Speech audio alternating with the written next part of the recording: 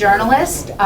She received the H.L. Mencken Award for her reporting of the daycare hysteria in the Village Voice. She was really the first journalist to expose the daycare hysteria and the satanic panic as a hoax, and she wrote a wonderful book called Satan's Silence, which is pretty much the definitive history, social history of the daycare panic and the many wrongful convictions and false allegations of child sexual abuse that happened during the 80s and 90s. Most recently, she spoke last year about her new book, Sybil Exposed, the extraordinary true story of the famous multiple personality case, which was a book about how the original Sybil, which some of our senior citizens might remember from the 70s, was in fact fiction, not fact. And it's a really great book, and it came out last year, and I urge you all to read that as well. But in any case, today Debbie is going to be talking about a real live case, not a historical case, of 4 women who were released from prison just last week. And I'm very excited because when I scheduled Debbie to speak, she was going to kind of try to mobilize support and talk about how these 4 women were rotting away in prison, but suddenly, miraculously, through Debbie's work and the work of many other activists and advocates, they were released. As I said just last week, Debbie will probably be on Anderson Cooper tonight talking about this. At least you're on the schedule now, the last I checked. They postponed it. She was supposed to be on last week. But in any case, this is a very exciting case that just emerged, and I'm so happy to have you here to talk about this. Thank you, Debbie Nathan. Thank you. Professor Horowitz said that this is a new case, and it's actually kind of a new case, but it's also an old case. This is a case that actually first emerged in the early 90s, so that's practically ancient history now, 1994, and it's just resolving now. The 4 women who you see here, these are their booking photos from the early 90s, and they just walked out of prison in Texas about 10 days ago. So in a way it's an old case, in a way it's a new case, and I'm going to talk about the oldness and the newness. And I'm also going to talk about another case because amazingly, days after they got out, another woman who was a daycare convict, she had been convicted of abusing kids in a daycare using these just ritualistic, horrific, unbelievable criminal acts. She was convicted with her husband in 1992, and she just walked out in Austin, Texas last week using the same legal strategies. We'll talk about those because they're something I want you to know about. Her husband will probably get out tomorrow. And these are, again, what I call fossil cases. They're old cases, part of a phenomenon that really isn't happening anymore, and that is the idea that people were getting together in the 80s and 90s to satanically abuse children. And this was a widespread belief among DAs, among police, among people in the Child Protection Service that were interviewing children, among psychotherapists, and it's not a belief anymore that's part of the criminal justice system. And we could talk about that. I could give you some citations. You can go on YouTube, for example, and look at a great movie about the first case. The movie's called Indictment, if you want to write that down. It has James Wood in it. And you can see what this phenomenon was about. But I didn't really come here just to talk about history, because even though, and I want to show you a movie in a minute about these women, but even though this is something that's not happening anymore and we're revisiting something from ancient times 20 years ago, there are still persistent problems regarding false accusations of child sex abuse and persistent problems regarding panic in our culture about danger to children. So I don't want you to think that even though we're going to come to a happy ending with these 2 cases I'm going to talk about, that there still isn't a big problem in this culture, and we'll also talk about that. So just to start off with, these are the booking pictures from the early 90s. I am an advocate in an organization called National Center for Reason and Justice, and we identify cases of false convictions, people who've been falsely convicted of hurting children, whether by sex abuse, by arson, by shaken baby syndrome, any scenarios that create panic and irrationality in the culture and in the criminal justice system. So we became aware of this case by accident in 2008. This guy up in the Yukon Territory, which is somewhere just south of Santa Claus, I guess, happened to be doing some research on the web in 2006 and found something about this case and started driving from the Yukon Territory, where he had 24 mush dogs, and driving to San Antonio every year and researching this case. He became convinced they were innocent. He got a hold of us. We spent 5 years bringing this case to an innocence project in Texas and running it through the courts and the media. So let me show you a video. There's a filmmaker in Austin who's gotten a Sundance grant, and I'm going to show you the trailer of her story. This is a case in which no crime at all occurred.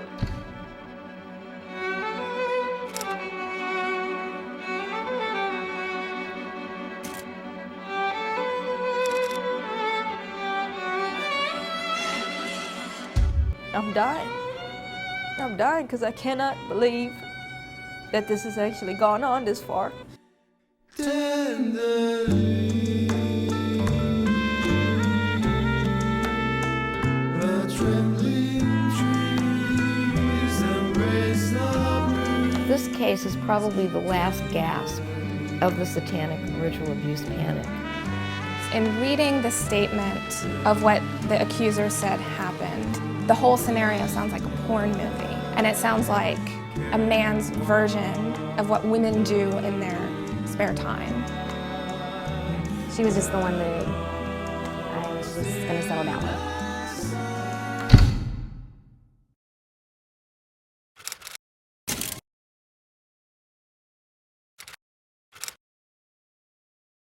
As you can see, the women were gay. There were 4 young women who were very nice teenagers, 18, 19, 20 years old. They'd all gone to high school together. They'd worked at a big grocery store, a kind of a Whole Foods type grocery store in San Antonio, and gotten to know each other if they didn't know each other previously.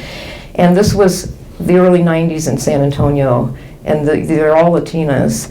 And their parents were shocked as they came out and basically kicked some of them out of the house. And so 4 girlfriends who were trying to just make it as older teenagers, working at Arby's, working at fast food places, and living in an apartment together. One of them, as you could see, some of them look kind of masculine and some of them look very feminine. So one of the real feminine ones, let's see, the one on the left, Liz. Liz had a very dysfunctional family. Her sister's partner, it was a guy who I have on investigation determined as a sociopath. Whenever he would get angry with someone, he had 2 children. He would accuse whoever he got angry with of sexually molesting his kids. I don't think that the authorities ever understood the extent to which he did this and what his past was doing this. But he got angry with Liz apparently because he put the moves on her and she wasn't interested, and he also didn't like lesbians. So he asked her if she could take care of his kids for a week, 2 little girls, ages 7 and 9, during the summer of 1994.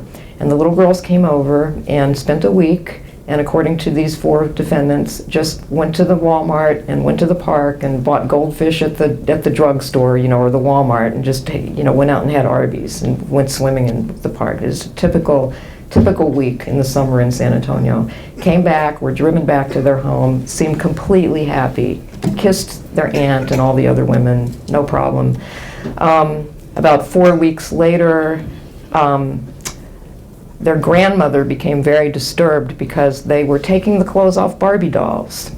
And she called up the father, and the father came home and was convinced that they were taking the clothes off Barbie dolls because they'd been sexually molested by the 4 lesbians. And he started pulling out tampons out of boxes and showing them the tampons and questioning them and so on and so forth. He had actually taken his kids to the police once before when they had taken the clothes off Barbies, and the police had not validated, or the child protection people had not validated that complaint. This time, when they found out that the 4 women who were allegedly involved with this were lesbians, they took the little girls to a pediatrician who worked for the county doing sexual assault exams on children. And when she heard about 4 lesbians, she put in the record this could be satanic related. She also examined the little girls' genitals and determined that one of them had some kind of a feature like a bump on her hymen, and the other one had a white line on her hymen, and she diagnosed these features as signs of abuse. And the case completely snowballed, and these are poor women. These families are poor. They had no money for a decent lawyer. They basically, the case just sort of sat for a few years, but then finally they were tried, and they were all convicted in 97 and 98. Their case raises a lot of really interesting issues, one of which is what this pediatrician did. Another one is how homophobia fueled some of these old cases, and I'll get into those in a minute. But before we do that, I just want to show you, can you toggle? Because I don't know how to toggle. Too much technology. I think that was the problem with these investigators. They were working with ideas and technologies they didn't understand. So we have some statistics here that I'll kind of bore you with just for a minute, because I know this has been, for the last semester, a class on wrongful convictions. There's a great database that's emerging from the University of Michigan. It's called the National Registry of Exonerations. They're tabulating data on every exoneration that they can find that's occurred since 1989. And some of their statistics are really interesting. They have found so far 1,085 people who've been exonerated, and my language here is wrong. It says people who committed violent crimes. It's people convicted, falsely convicted of committing violent crimes. These are all exonerees at this point. Well, out of those people, 24%, almost a quarter, were convicted of a violent crime against a person under the age of 18, a minor or a child. And out of those child victim exonerees, half of them have been exonerated for child sex abuse charges, which is an enormous number. I mean, it's just a very large number. And then 1/3 of those 129 were involved in cases similar to this, where there were suspicions of satanic abuse by multiple perpetrators, very strange scenarios. As a matter of fact, in this particular case, the allegations were that these women held up guns to the children's heads, that they injected their genitals with strange liquids, that these things went on day in and day out, and no one ever heard any screaming in this apartment building that had cardboard walls practically. There's always this idea that it's all extremely diabolically, cleverly done, and it doesn't leave any evidence except for the little tiny white line on the hymen. 1/3 of all the child sex abuse exonerations in this country that we're aware of now have involved these weird child sex abuse hysteria cases, which is what this project calls cases such as this. And then I go down and see that number 11 there. You see that 11 people have been exonerated for murdering babies by shaking them. And we'll talk a little bit about that later, what shaken baby syndrome is, as a piece of what we will talk about as junk science. So you see that there are a lot of women in the child crime exonerees, and you see that most of those women, if you look at that 35 figure, that's 14% of the child crime exonerees are women, and most of those were convicted of child sex abuse, which is very odd, given the fact that almost all child sex abusers who are guilty are men. So you can see that this panic over child sex abuse actually implicates or redounds on women. The panic affects women disproportionately. So let me tell you about the other case. This is the case of the woman who just walked out in Austin last week, and her husband will probably be coming out tomorrow. That's called the Keller case. Let me move over to another film so that you can see what they looked like in 1992 when they were convicted.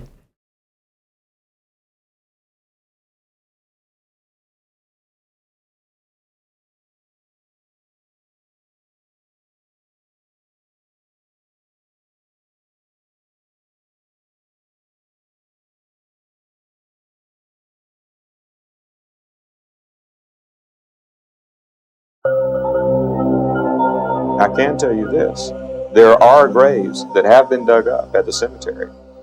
Ritual abuse. The repeated physical, emotional, mental, and spiritual assaults, combined with the systematized use of symbols through ceremonies designed and orchestrated to attain harmful effects. The trial of Francis and Daniel Keller for the sexual abuse of a 3-year-old girl began at the Travis County Courthouse in Austin, Texas on November 16, 1992.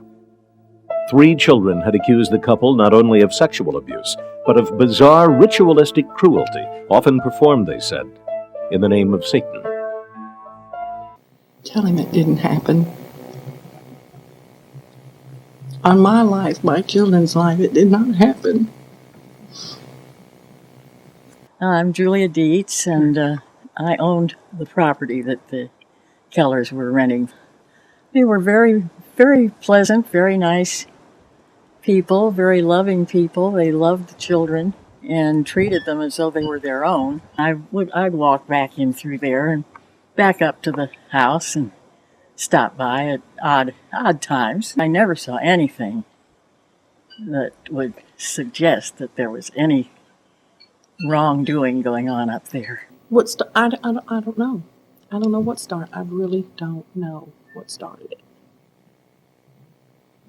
And as you can see from all of those clips, the early part of that little film that we just saw actually came from a TV show from 1993 when everybody still thought this stuff was happening.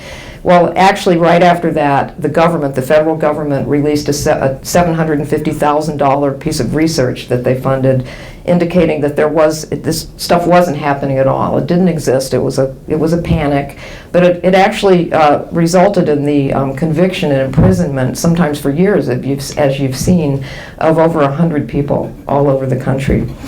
What caused this panic? There are several different ways to look at it. One way is the cultural view. And the seniors among us will remember, I think, the 70s and the 80s when women finally started, white middle-class women finally started going out to work. And by the early 80s, most people with kids under 6 were leaving them in somebody's care when they went to work.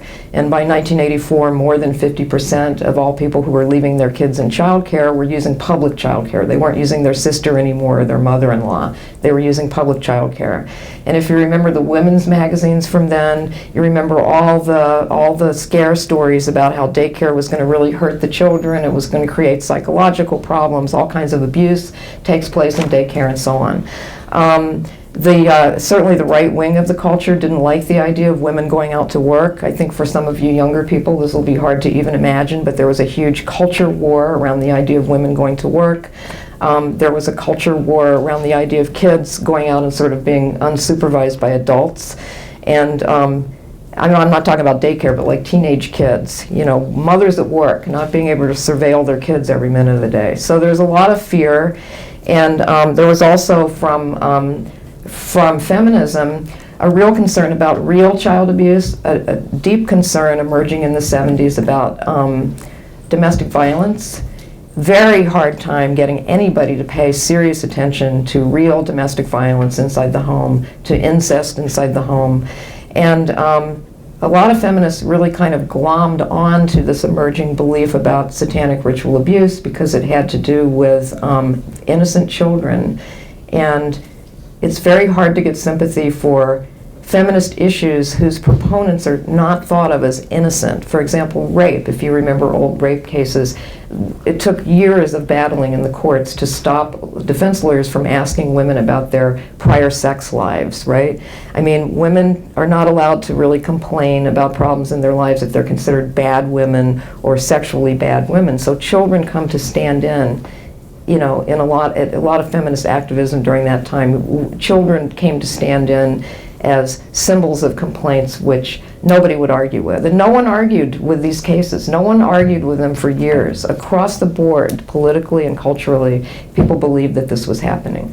And it was a panic it's almost like McCarthyism. It was very much like the Salem witch trials, and it lasted about from the early 80s to the early 90s.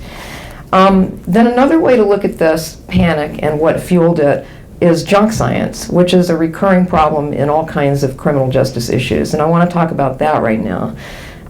We're going to look, first of all, at something that I consider junk science, and that is erroneous ideas about how children respond to questioning. There was a belief, and I remember being told this all the time as a journalist in the 80s, that A, children never lie about sex abuse, and B, they can't possibly talk about anything related to sex because they've never been exposed to it. And C, it's you just, if they're not talking about it, it's probably because they've been terrorized by the Satanists, and so you just have to keep on pressing them and to get them to talk about it. And you can even use dolls, which are reliable. This was the idea in the 80s. So you're going to look at an interview of one of the children in the Keller case, and you're going to see the kind of interviewing that was done back then with an analysis by a psychologist who has researched how this kind of interviewing affects kids. He's found that within just a few minutes with kids this age, about 4 years old, you can produce false allegations, which will even morph into false memories in the child. So the child will be traumatized because the child will think for many, many years thereafter, if not for the rest of her life, that this really happened. My name is Dr. James Wood. I'm a professor of psychology in the University of Texas at El Paso. I study child suggestibility, child interviewing in legal settings, and I've studied a lot on what are called satanic ritual abuse cases, bizarre cases from the 80s and 90s, where bunches of children made very strange and weird allegations against their teachers or their caretakers. There was it's usually called a hysteria, a mass panic that was set off. It was greatest from the mid-80s to about the mid-90s. At its heyday, you had places in New Jersey, Florida, Los Angeles, where groups of preschool children would suddenly make these bizarre allegations that their teachers had sexually abused them and made them participate in these bizarre ceremonies that involved killing of animals, sacrifices of babies, things like that. There was a belief that there were these satanic cults all around the United States that had these designs against our children, and that they were trying to take over the country, and that they were trying to take over our daycare centers. And kind of under the influence of these people that believed in this, you had certain people in law enforcement, certain therapists that would question children suggestively about this, and they would extract these statements from children that these children had been forced to participate in these bizarre ceremonies. And looking back, we see that it was due to primarily to suggestive questioning and to this kind of urban legend that was going around. It was adults pressuring children. You can see it very clearly in the Keller case when you read about the testimony of the therapist that worked with Christy, the little girl.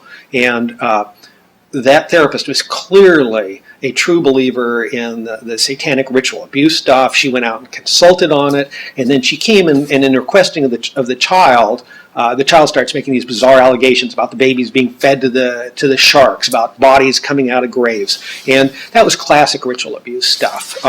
And we know historically that when these sorts of allegations start to abuse, you have an adult who knows about this questioning a kid, and the kid starts saying it.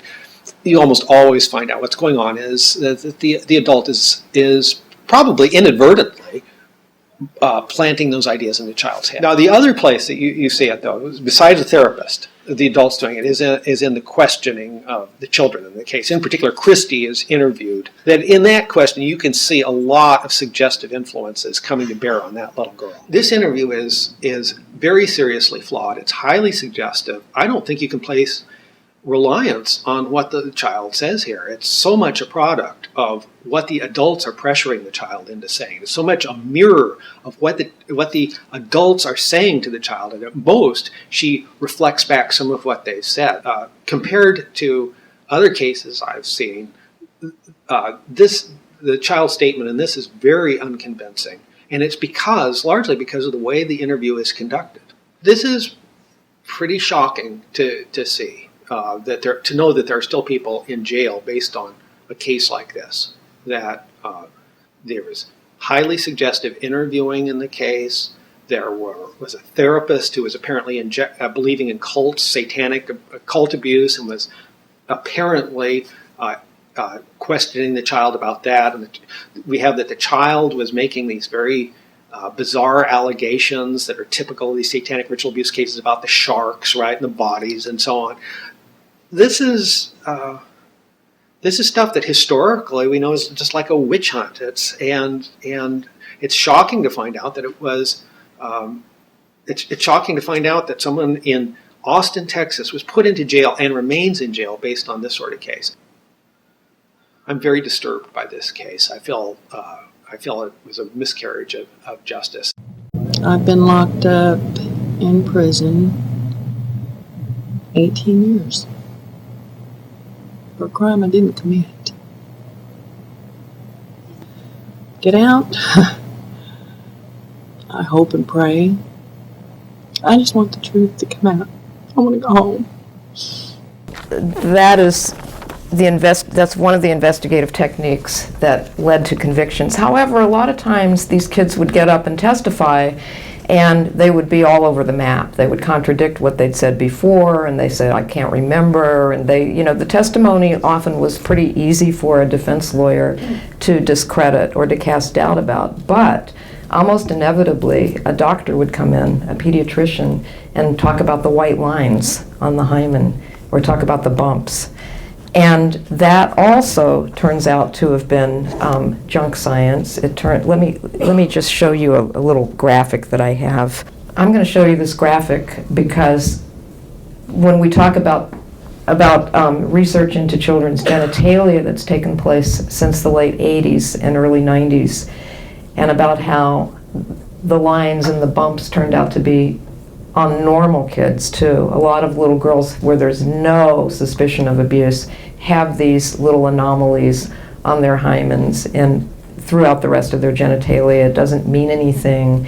But the question to me that's so interesting is, why did people jump to the idea that it did? And so now when the lawyers talk to the journalists, or when people talk to people like you, they're like, oh, the little line on the genitals, the little scar on the hymen, it really wasn't anything. And nobody it's very scary to even think about genitals, children's genitals. So I noticed nobody really understands this, and I thought maybe I should show this audience some children's genitals, because the Google image is filled with pediatric images of these anomalies, because there's been so much research done now showing that they're normal. But I don't even like to look at the insides of mouths. I mean, it makes me sick. But I did want you to look at normal, these are just sketches of what hymens look like. Because I know people my age, we have such mystified ideas about the hymen. I know when I was young, the idea was it was this thing that you had, and then when you first had sex, you weren't a virgin anymore, and the hymen it popped, or the cherry, and it popped, and there was this whole thing about the hymen and virginity. And in fact, what research shows into embryology is that you have a lot of little marks at the midline of the body going, especially in the genitalia. In that area, the embryo joins, in utero. Early in development of the fetus, the embryo, you have two halves and they finally join. And it's just like a mold, like one of those Virgin Mary molds, those plastic things that you get from Italy, and they have the little line through the middle because it was a mold that went together. So anytime you have an embryological joining, this is what I've learned, you have features that have no function. They're just like those little lines when you buy the cheap statue. And they have no function. The hymen has no function. It was not put there by nature or God or anybody to mark virginity. It's just a joining line. And anything that has no function can have tremendous variation. And you might also compare it to breasts. I mean, breasts have the function of lactation, but they also have this sort of aesthetic function apparently, but there's tremendous variation.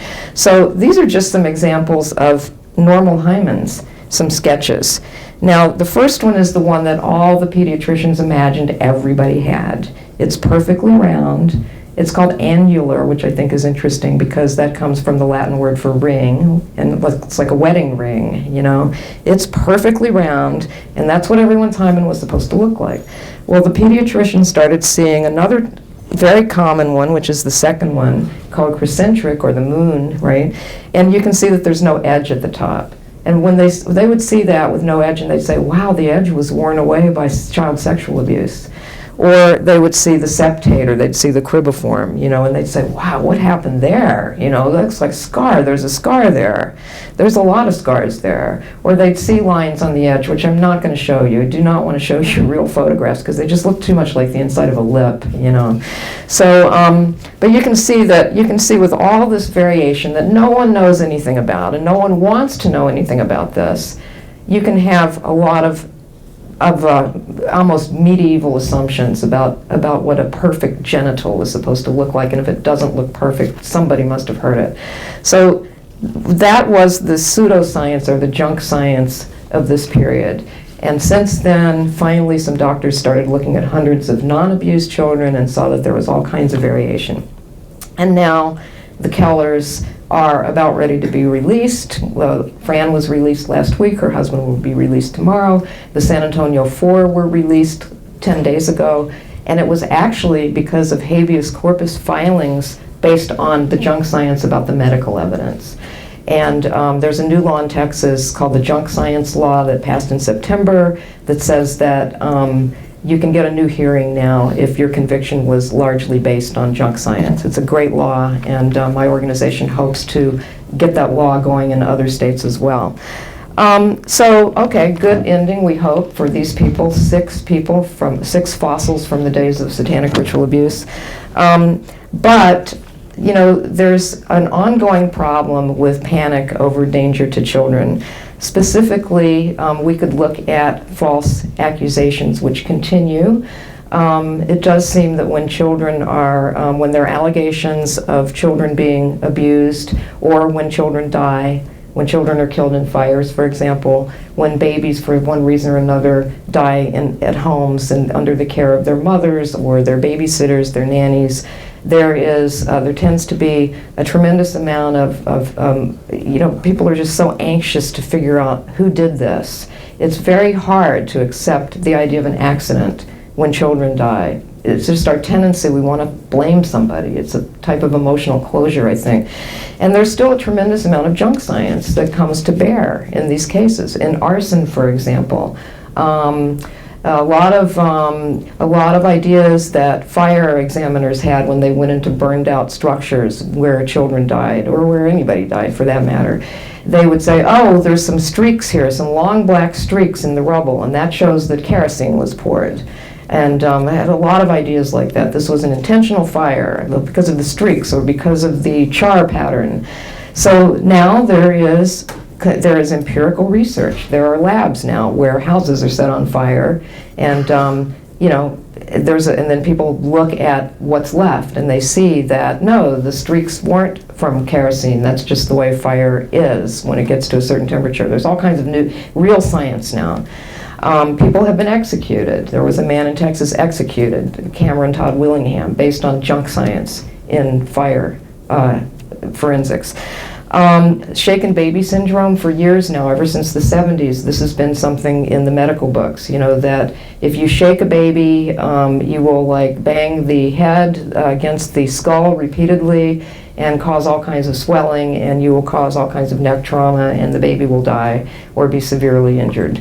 It turns out now that it doesn't appear that there's such a thing as shaken baby syndrome. It does not appear that shaking a baby will kill the baby. And I don't know all the details, but it's a growing body of science. And yet, as we saw in the exoneration statistics, a large number of women who've been exonerated were convicted for allegedly shaking their babies to death.